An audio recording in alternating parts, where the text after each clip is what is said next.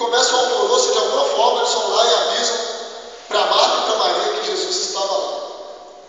Agora eu quero que você acompanhe na sua Bíblia a atitude de uma igreja que só trabalha, que não tem adoração.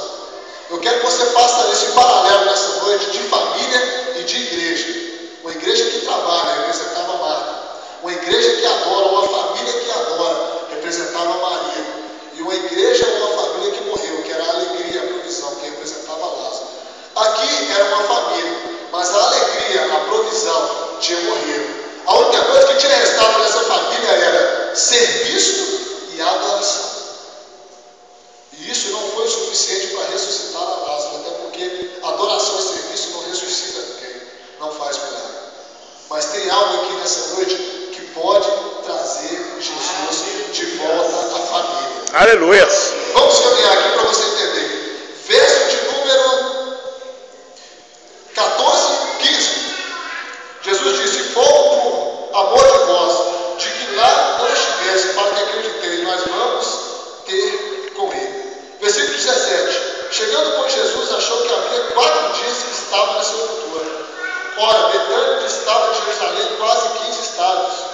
E muitos dos judeus tinham ido consolar a Marta e Maria acerca de seu irmão. 20. Ouvindo, pois, Marta que Jesus vinha, saiu-lhe ao encontro. Maria, porém, ficou assentada em casa. Disse, pois, Marta a Jesus: Senhor, se tu estivesses aqui, meu irmão não teria morrido. Mas também agora sei que tudo quanto pedires a Deus, Deus te concederá. Disse-lhe Jesus: teu irmão há de ressuscitar.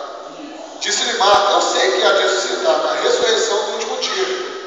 Disse-lhe Jesus: eu sou a ressurreição e a vida. Quem crê em mim, ainda que esteja morto, viverá. E todo aquele que vive e crê em mim nunca morrerá.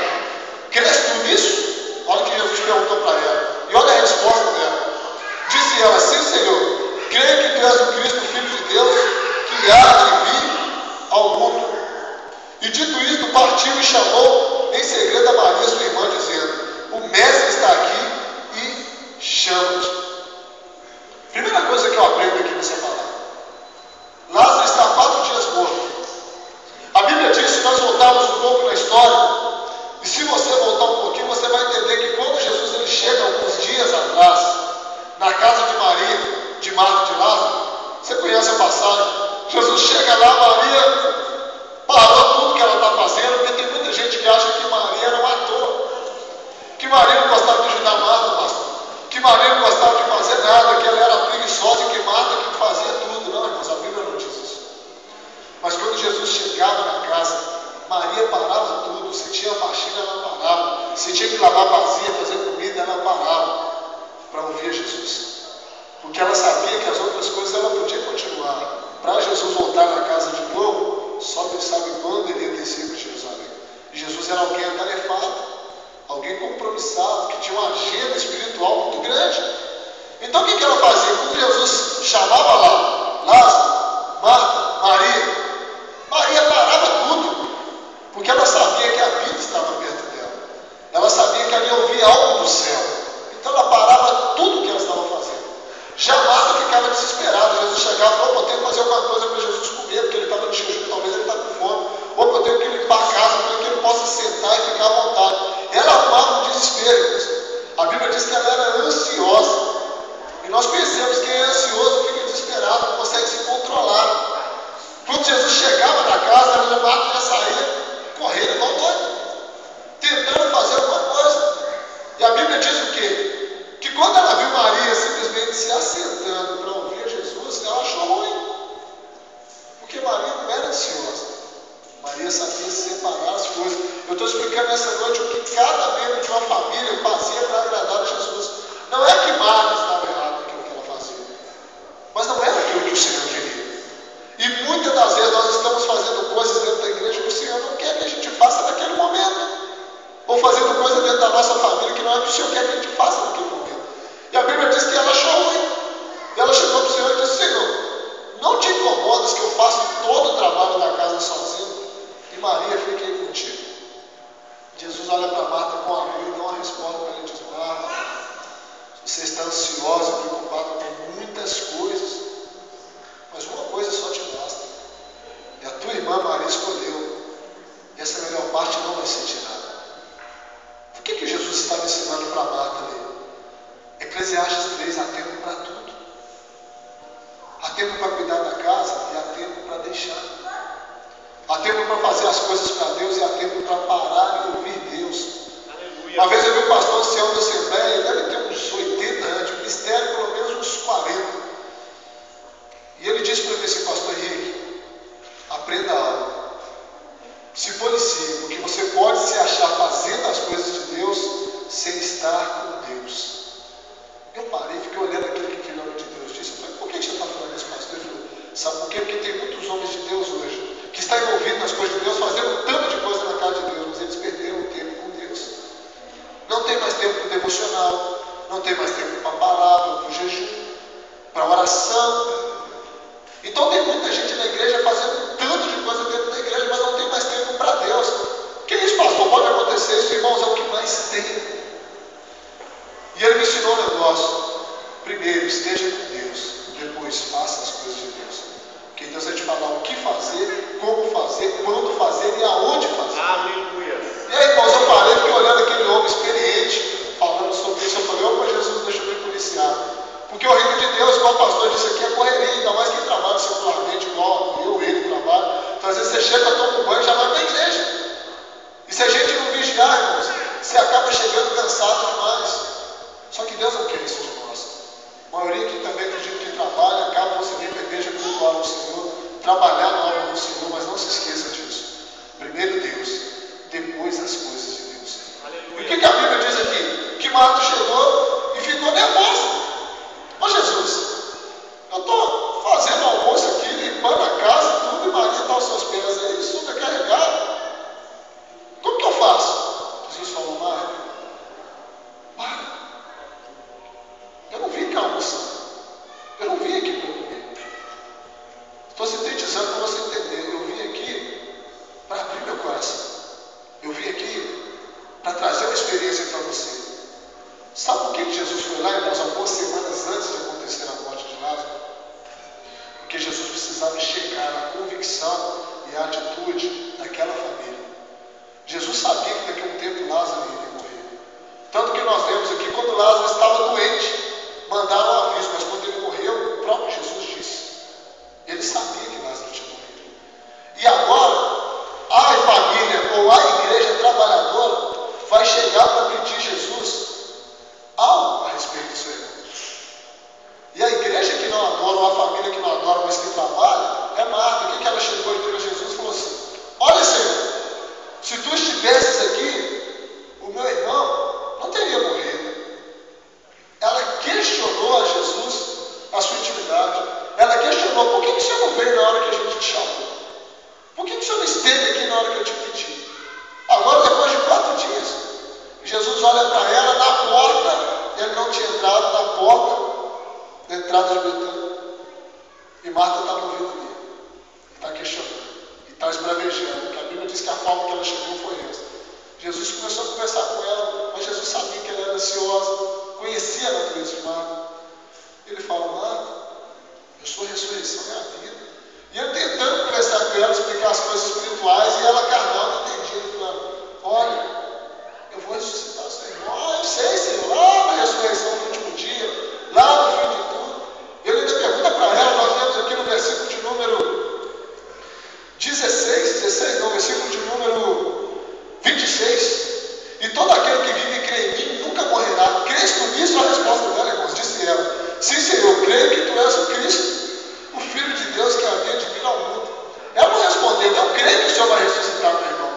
Ela respondeu, eu creio que o Senhor é o Cristo, o Filho de Deus que havia de vir ao mundo. Jesus fez uma pergunta, ela respondeu outra.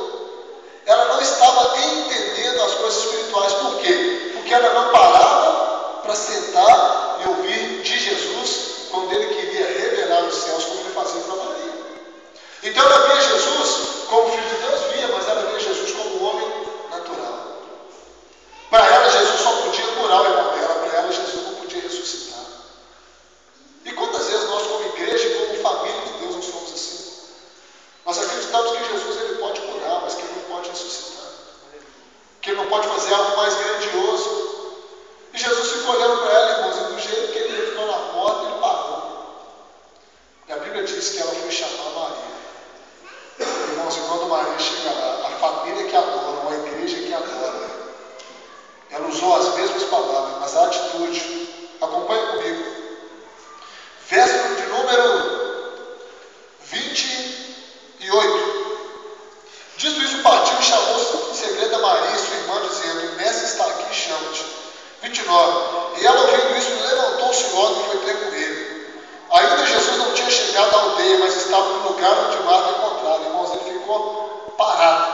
Ele nem entrou. Verso 31. Vendo, pois, os judeus que estavam com ela em casa, que consolavam, que Maria apressadamente se levantava e saíram, e seguiram, dizendo: vai ao sepulcro para chorar ali.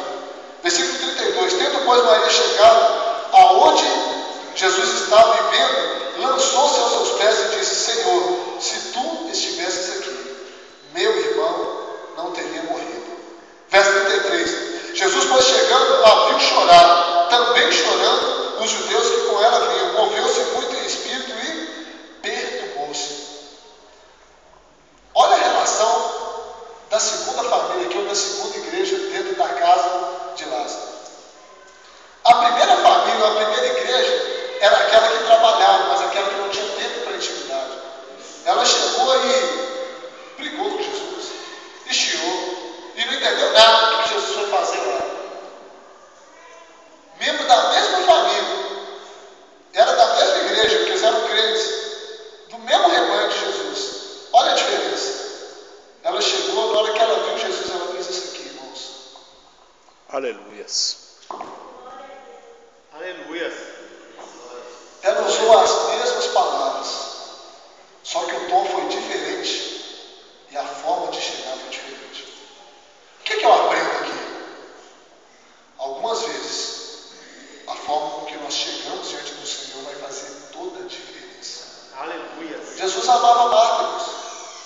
E ele ressuscitaria Lázaro por causa de Marta, com certeza. Porque ele amava aquela família e era a sua igreja. Mas quem estava acostumado a estar aos pés? Maria. Então o trabalho não pôde ressuscitar a Lázaro, mas a adoração pôde ressuscitar. Quando Maria chegou e adorou, irmãos, e chorou e disse: mestre, se o Senhor estivesse aqui, meu irmão não teria morrido. A Bíblia diz que Jesus olhou para Maria chorando e ele começou a chorar, irmãos. Jesus não chorou porque Lázaro estava morto, porque ele sabia que Lázaro ia ressuscitar. Ele chorou por causa do quebrantamento, da adoração, da disposição de Maria. E isso moveu Jesus, tanto que no versículo de número 34, olha o que ele disse: onde puseste, disseram: Senhor, vem e vê. 35. E Jesus chorou. Disseram para os judeus: vede como amavam. 37. Alguns deles disseram: não podia ele, quem abriu os olhos dos cegos, fazer também com que esse não morresse? Olha o que os judeus dizem. Por que Jesus, que abriu os olhos dos cegos, tudo não veio antes e não curou? Eles não entendiam nada, irmãos. Versículo de número 38. Jesus, pois, movendo-se outra vez, muito em si mesmo, foi ao sepulcro. E era uma caverna que tinha uma pedra posta sobre ela. Disse Jesus: tirai a pedra. Olha o que Marta falou de novo, irmãos. Marta, irmã do defunto, disse: Senhor, já cheira mal, porque é de 4 dias. Olha o que a família trabalhadeira, da igreja trabalhadeira, estava falando aqui. Senhor, já está fedendo. Não tem mais jeito. Porque abrir isso aí, vai todo mundo sair correndo pelo cheiro. O que eu aprendo aqui, irmãos? Com cheiro ou sem cheiro, morto ou doente, Jesus sempre faz. Oh, glória! Ele não liga se está bebendo, ele não liga se está com câncer, se está com AIDS, se está nas drogas, se está quase morto, se não tem jeito, é para ele, aí é que ele entra. Aleluia! Se ele vai lá na casa e simplesmente fala: Lázaro, levanta-te, você está curado. Isso é muito simples. Olha o que Jesus fez, um alvoroço na aldeia. Foi todo mundo, pastor, lá para ver o que ia acontecer. E naquela época era meio que loucura. Como é que um homem entra dentro de uma aldeia e vai levantar um cara que está há 4 dias morto? Não acontecia.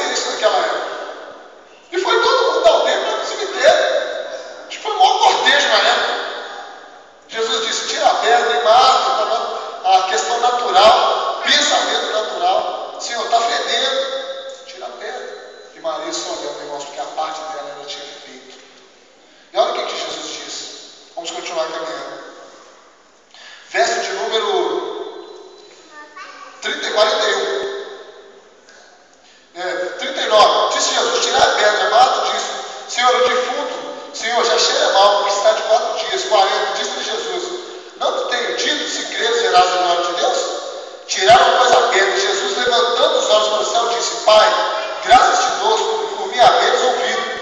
Eu bem sei que sempre me ouves, mas por causa disso e por causa da multidão que está ao redor, para que creiam que tu me enviaste. E tendo dito isso, clamou com grande voz: Lázaro, vem para fora. E o defunto saiu, tendo as mãos e os pés ligados com a faixa, e o seu rosto envolto com lenço. Disse-lhe Jesus: desligai-o e deixai-o ir. Olha o que aconteceu aqui, irmãos. Vem comigo aqui na eternidade. Lázaro está 4 dias morto. A Bíblia diz que o espírito volta a Deus, a carne volta ao pó. Se é crente, vai para o seio de Abraão. Se não é crente, lugar de tormenta.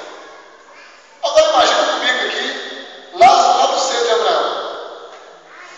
E está lá Elias, Moisés, Abraão.